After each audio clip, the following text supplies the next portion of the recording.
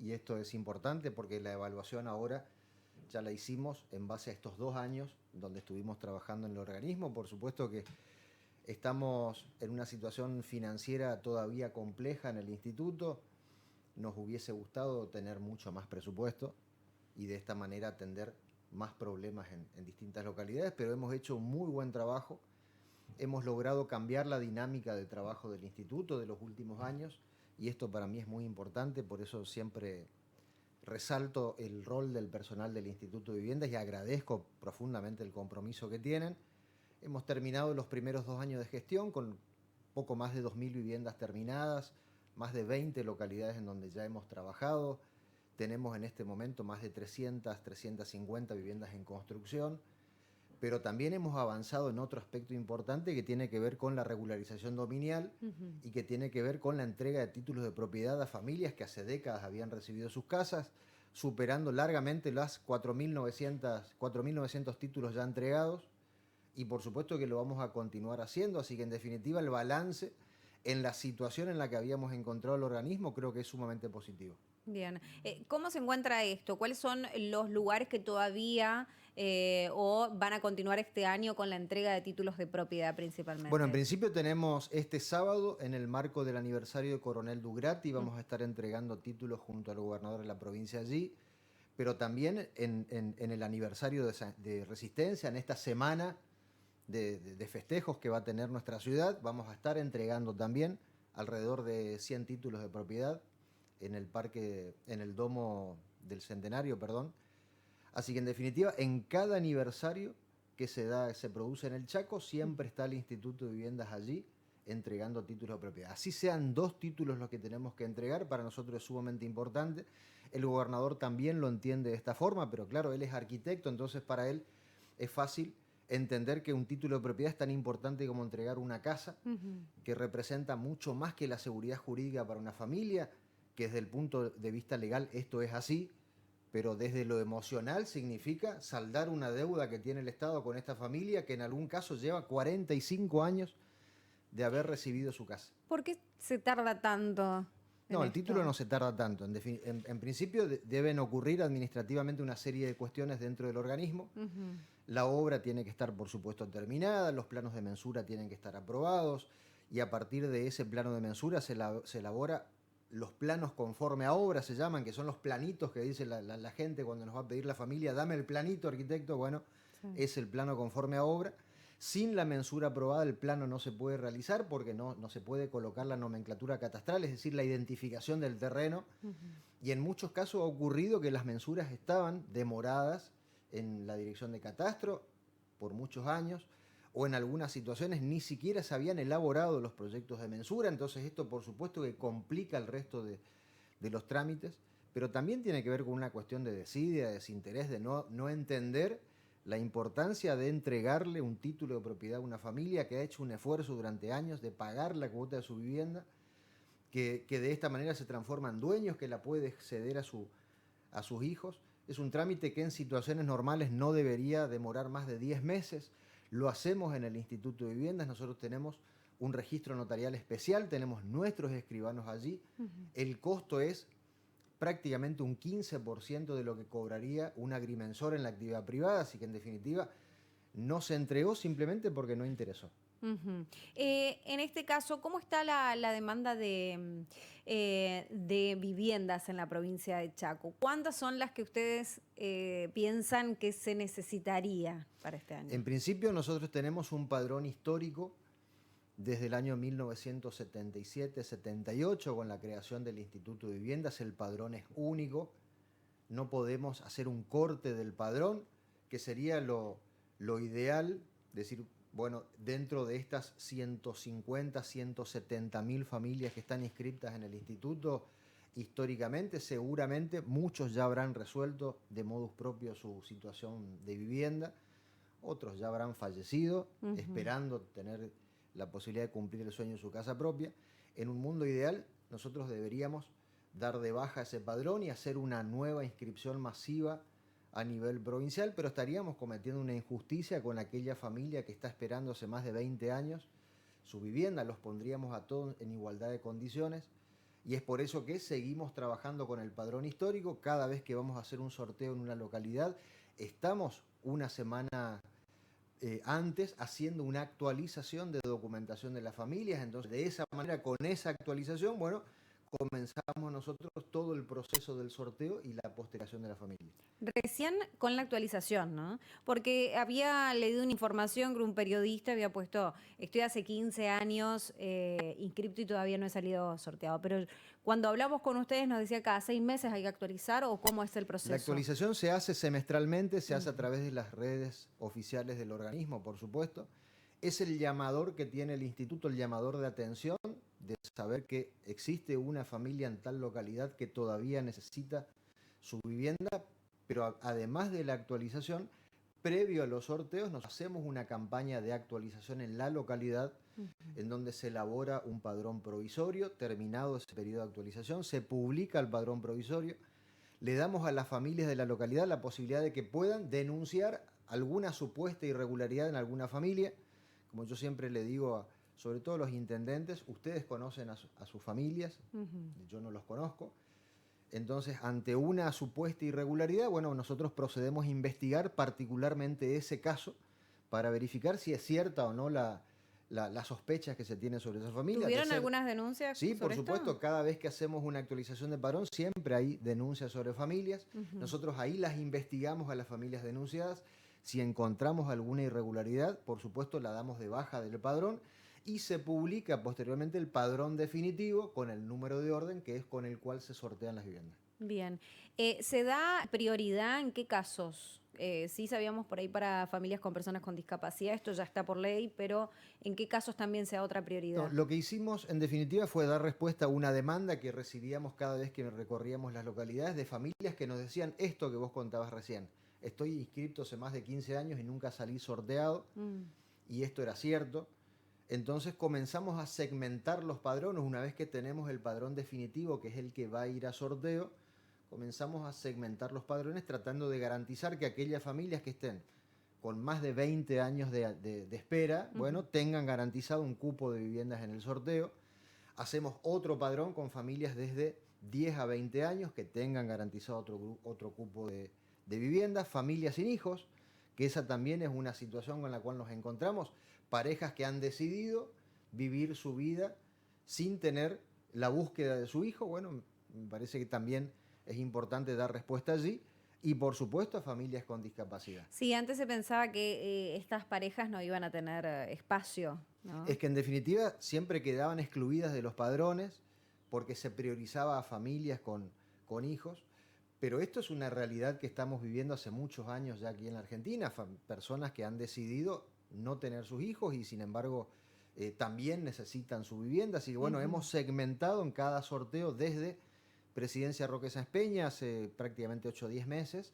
En cada sorteo posterior que hicimos segmentamos para garantizar justamente que estas familias con estas situaciones tengan su vivienda.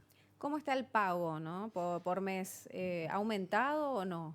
Venimos bien, venimos mejorando paulatinamente. Cada vez que se entrega un barrio de viviendas, por supuesto que automáticamente pasan a formar parte del padrón de contribuyentes. Nosotros pedimos indefectiblemente una cuenta en el Banco del Chaco, entonces ese CBU es una condición sine qua non a la hora de entregar una vivienda, entonces tenemos débito automático de esa cuota de su vivienda, pero también tenemos una alta morosidad. Nosotros este año vamos a comenzar a hacer intimaciones a cada familia que se encuentra en situación de morosidad, particularmente por lo siguiente: la vivienda es una vivienda social, tiene un componente social a la hora de firmar un convenio con la familia respecto a de qué manera se va a devolver ese crédito que le otorga el instituto en la figura de una casa, pero en definitiva es un crédito que se devuelve en tantos años, con tanto porcentaje de interés anual. Como esto es una vivienda social, siempre se tuvo una mirada muy, muy especial a la hora de determinar los porcentajes de interés anual. Siempre estuvieron muy por debajo de las tasas de interés que cobra la banca privada. Pero bueno, ante una situación de morosidad, el convenio que se firmó con la familia está incumplido. Así que bueno, vamos a trabajar este año respecto a esa situación. Nosotros no podemos modificar los convenios que están firmados hace muchos años, por lo tanto el valor de la cuota no la podemos mover mucho para esas familias, por eso todavía hay familias que están pagando 5.000, 4.000, 3.000 pesos de cuota mensuales y aún así no la pagan. Entonces, ¿Hace cuánto, esas personas, hace cuántos años tienen la vivienda? y ahí tenemos casos de familias que han recibido su vivienda hace más de 20 años y no han pagado nunca su vivienda. Hemos encontrado viviendas que no han sido adjudicadas, que tienen una familia viviendo allí, que de alguna forma, no sabemos cómo, han tenido durante todo este tiempo el servicio de red eléctrica, el servicio de agua potable. Cuando nosotros entregamos una vivienda, cuando el gobernador entrega un acta de ocupación a una familia, con esa acta de ocupación, la familia se acerca a SETCHEP, se acerca a SAMEP y queda registrada como usuaria del servicio que corresponda. Y hemos encontrado aún así familias que no tienen adjudicación de casas que no figuran como adjudicatarios en el instituto y sin embargo cuando vamos a hacer la visita social encontramos que tienen medidor de agua, que tienen medidor de luz, de alguna forma pudieron saltar la ¿Qué cuestión pasa en burocrática. esos casos? ¿Cómo proceden ustedes? Automáticamente intervenimos, por supuesto, hay un centro de denuncias que tenemos en el organismo, esa es una situación, por supuesto, absolutamente irregular y comenzamos todos los pasos legales como para regularizar esa situación. Si la familia está hace 20 años, bueno, lo que buscamos es regularizar la situación de la familia, Sí. en ese caso, adjudicar la vivienda como corresponde y comenzar a cobrar la cuota con un convenio actualizado. Hablando de esta situación, recuerdo que hace unas semanas atrás hablamos acerca de la situación de Margarita Belén. ¿Cómo está hoy? Sabíamos que ustedes realizaron una presentación en la justicia, una denuncia. ¿Cuál es hoy la realidad? Porque me imagino hay gente ahí esperando, atenta a ver qué va a resolver la justicia con esto. Bueno, es que estamos esperando que la justicia resuelva, están todavía en feria judicial, sé que hay un fiscal que ya está interviniendo en el caso, pero están en feria todavía, esto se levanta los primeros días de febrero, y a partir de ahí, bueno, esperemos que la justicia resuelva y determine quién de las dos partes tiene razón. Nosotros estamos convencidos que estamos actuando en derecho. Ellos, bueno, publicó el intendente alguna información con referencia a cuando se aprobó, ¿no? Que en 2 años tenía el Instituto de Vivienda para poder realizar, para poder finalizar, y si no finalizaba, esto quedaba a manos del municipio. ¿Qué pasa con esto? Bueno, lo resolverá la justicia, el convenio no dice eso, el convenio lo que dice es que desde el momento del comodato del terreno, desde el momento en que el municipio traspasa el terreno al instituto para que el instituto pueda hacer la licitación que corresponde, Sí. hay un plazo de 2 años que está establecido en el convenio para que el organismo ejecute la obra, no para que la termine. ¿Por qué? Porque ha ocurrido en otro tiempo en el organismo en donde se cede el terreno desde el municipio y por alguna razón no se pudo ejecutar la operatoria en ese terreno, o porque se relocalizó la obra, o porque cayó la licitación, o porque en definitiva se consideró que no era conveniente ejecutar esa obra en particular en ese lugar. El terreno quedaba desocupado durante 2 años. Bueno, pasados los 2 años se devolvía al organismo, en este caso al municipio, ese terreno. En este caso eso no ocurrió. La obra sí se inició, la obra se paralizó por falta de financiamiento a mediados del 2023 y a partir de allí, una vez que nosotros llegamos a la gestión, bueno, fue buscar los caminos para poder financiar esa obra, pero la obra se ejecutó. Cuando el Estado ejecuta una obra, desde el organismo nosotros no podemos livianamente regalárselo o a un privado o a un municipio en este caso. ¿La cesión se puede hacer al municipio? Sí, se puede hacer, porque en definitiva es lo que nosotros hemos hecho con el Estado Nacional a la hora de la cesión de las obras de la Nación a la provincia. Se hace una tasación de lo construido, porque eso es dinero del Estado Nacional, en este caso, Sí. que fue invertido en obra. Porque hay un centro de día ahí en el lugar, ¿no? Son 2 obras que están en el mismo predio. Centro de día, consultorios médicos, comedor, pileta, gimnasio, etcétera, y residencia para adultos mayores, 32 adultos mayores.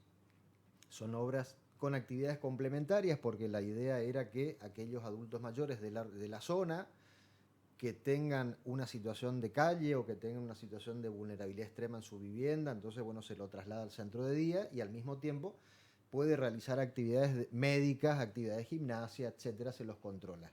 Son 2 obras en el mismo predio. Entonces te decía, la única manera de cederle al municipio, en este caso una obra, es realizar una tasación de lo construido y bueno, el municipio tendrá que devolverle, en este caso al Estado provincial, lo ejecutado. Y esto es así, esto está reglamentado, esto está legislado. El objetivo del gobernador es, bueno, es buscar los mecanismos necesarios para poder financiar y terminar esa obra en particular, de la misma forma que lo hicimos en Sáenz Peña, Sí. con estas otras 32 residencias para adultos mayores.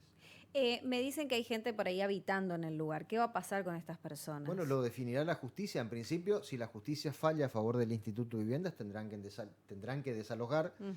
No son viviendas, y esto yo recalco mucho, no son viviendas, son residencias para adultos mayores, están diseñadas como monoambientes, y al estar diseñadas como monoambientes tienen cuestiones que son comunes. Por ejemplo, las instalaciones sanitarias son comunes para las 32 residencias para adultos mayores, los espacios comunes son comunes para las 32, no están diseñadas para albergar una familia que vaya a desarrollar su vida allí.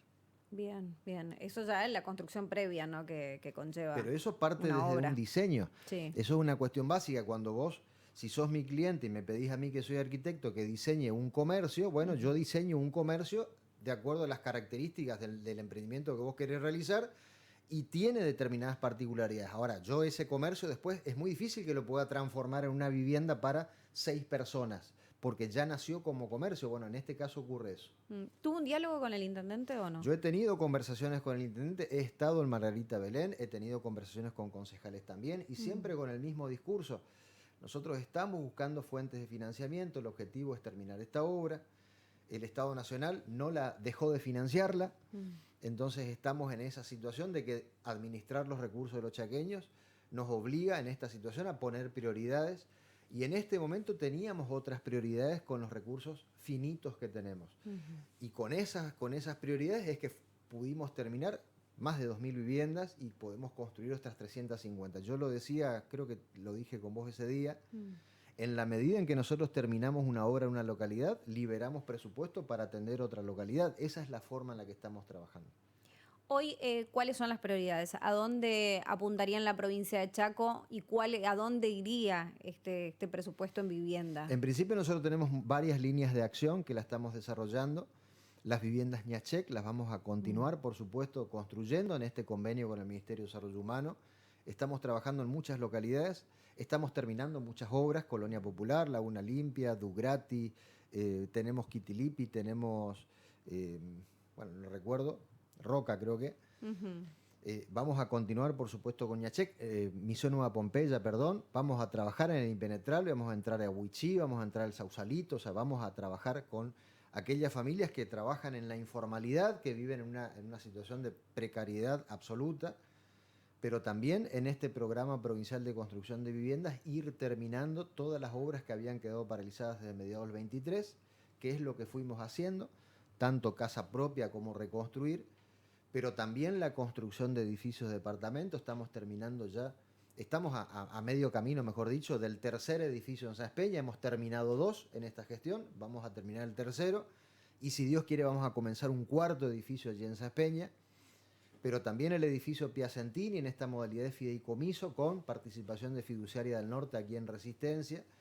¿Ese predio para cuántos departamentos está? El edificio Piacentini Sí, son porque 24 departamentos. 24 departamentos. Sí, porque vimos torres en realidad, porque es un lugar muy grande. Son edificios. Torres estamos hablando de más de 70 pisos, digamos. Sí. Estamos hablando de otra cosa. Resistencia no tiene torres. No tiene Resistencia torres. tiene edificios. Los edificios son impresionantes en ese lugar y el terreno es muy grande. En ese sector, a través del Más Raíz, que lanzó Fiduciaria del Norte, hay otro edificio de 24 departamentos que se va a estar construyendo allí.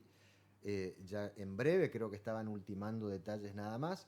Así que en definitiva sí, es una zona que está creciendo mucho, es una hermosa zona de Resistencia, y todavía tenemos espacio para más edificios de este tipo. Lo que vamos a intentar con Fiduciaria es canalizar a través del Más Raíz esta respuesta de operatoria de viviendas que apunta más a una clase media un poco más acomodada, que tenga inversión, que tiene tenga capacidad de pago. Y en esto yo repito lo que siempre digo, el déficit habitacional atraviesa distintos sectores sociales. No es una cuestión excluyente del más vulnerable. Ante este sector, el gobierno del arquitecto Esdero tiene una mirada especial, por eso trabajamos con la vivienda Ñachec, por eso permanentemente estamos colaborando en refaccionar lo que existe, pero tenemos que atender la demanda habitacional de distintos sectores sociales. Había consultas también con referencia a cuánto está hoy, por ejemplo, una cuota de una vivienda en sí. Y las cuotas de las viviendas son muy variables, porque vuelvo a insistir, depende de la antigüedad del convenio que firma la familia con el organismo a la hora de recibir su vivienda.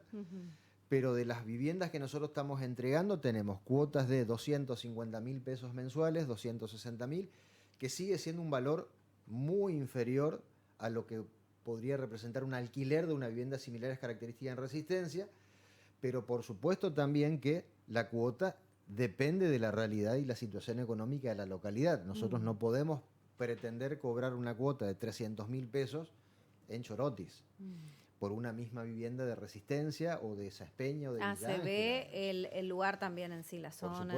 Por supuesto. La Nosotros localidad. hacemos un análisis de cuál es la situación de las familias de la localidad y en base a eso determinamos cuál sería el monto que debería reunir el grupo familiar para poder participar del sorteo. Por ejemplo, en Chorotis el grupo familiar debía acreditar ingresos por 650.000 pesos.